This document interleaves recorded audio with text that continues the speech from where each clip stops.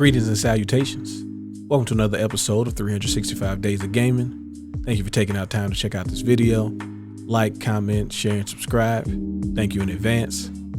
But let's get into it. So today we're going back to the Xbox 360 to talk about a game that I've put way too many hours into back in the day and have purchased on multiple platforms. Console, PC, you name it, I've bought it on there. Not talking about Skyrim this time. Talking about Fallout 3. Now listen, I know for some people who have been fans of the Fallout series that this game has changed directions dramatically from what you may have started off playing. I get it. I understand your pain and your frustration if that's how you feel, that it changed, too much for you. I get it. But buddy, let me tell you, for those of us who had not played a Fallout game prior to Fallout 3 and basically were told it is post-apocalyptic Oblivion with guns. And I generally enjoyed Oblivion, but I also didn't like it as much as some people, liked it back then. I always thought it was kind of overrated. When Skyrim came out, I definitely changed my tone about the Elder Scrolls series, but that's neither here nor there. All right, so the point is, for me, this game was just a breath of fresh air. I hadn't played anything like Fallout 3. This is a open world adventure. You can do things in any order you'd like. Basically, you can go places that you probably shouldn't go yet, and if you have a way to make it work, you can make it work. So many different characters that you come across that are so memorable, so many different quest lines that are fantastic. Just from start to finish, just great things about this game. Now, one of the things is just the way the game starts, with you going through the birthing process, and the way you design how your character is going to look, the special book, all of these little things that became like staples of the Fallout franchise. They were all showing up with Fallout 3, and I was so impressed by all of the different decisions you have to make, and even with the way the original Fallout 3 ended, which I won't say anything for those of you that don't know, but I will say that it's one of those situations where the DLC really took a game up a notch, where it was already great to me. I accepted what it was, and then the DLC comes out, and there is all of these different things that it adds and fixes, and just improving an experience that was already great. I hadn't really experienced that in the modern era. This is where updates and patches and, like I said, DLC really started to become like a really good positive thing when done correctly. There's always examples of things being done the wrong way, and we don't have to focus on it too much, but Fallout 3 was just, there's just so many good memories that I have associated with this game in particular.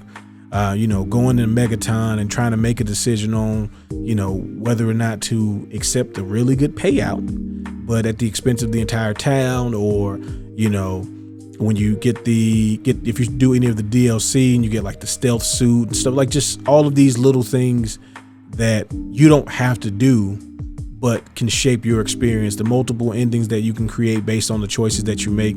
Like, again, I hadn't played a game, especially in this type of setting, that gave me that type of freedom. And I was blown away. The different choices that me and my friends did, just the builds that we made, some of the creepiness that exists within this game. Like, there's nothing that can prepare you for going through one of these vaults, or just one of these like areas where there's some sort of danger lurking. You're walking around, and if you're like us, you're always duck walking in crouch mode so you can see whether or not you're stealth or if you've been spotted.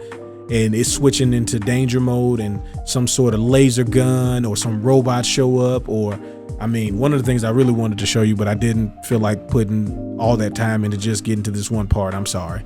It's a little lazy on my part, but the vault that's full of the guys who've been cloned, and they're running around screaming Gary, because they all call Gary, but they don't know how to say anything else. Like, man, just walking around the corner and hearing, "Where's Gary?" and seeing a bunch of clone dudes who aren't really that strong, but it was very creepy. And those type of experiences is just what made Fallout 3 so special.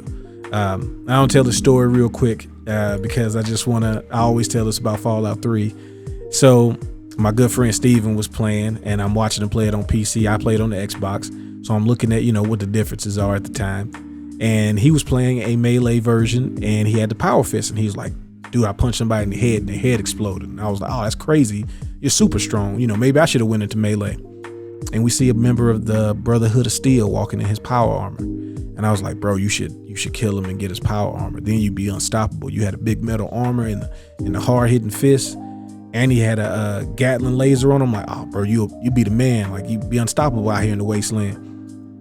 He's like, you sure? I'm like, yeah, I think you can take him. So he runs up and, he goes in the vats and he's lining up the shots and he's getting a bunch of punches to the face because, he's a melee person and they don't usually take that much vats to use those strikes. So I'm like, oh, yeah, this is going to be good. And, when you first encounter an enemy, if they're like neutral, their health is green. It turns red when you start to either they want to attack you or you attack them. So he throws the first punch in vats and the health turns green, but it doesn't go from green to red, but it doesn't move. And I was like, huh, that's crazy. That guy's way too strong. And as Steven is winding up the second punch, the Gatling laser starts, and that is always in slow motion. It's always slower than the actual speed of the game. So you hear the Gatling laser winding up, and he shot Steven like 4 times really fast, and he disintegrated into red dust. And I died. Like, we were just rolling like, oh my goodness, like he obliterated you. And that's one of the, the great memories of Fallout 3. So that's why this game is on the list, is because it contributed to so much positive gaming for us that we had to shout it out. We had to tell people about it. So clearly this is probably a game that you've played or at least been familiar with. If you have not played it, there are so many ways to play this game. I'm not even going to tell you, but I will just drop this in here for you, free on Game Pass. Microsoft cut the check. But anywho, I hope you enjoyed this video and this story, and hope y'all having fun out there. Y'all be safe. Peace.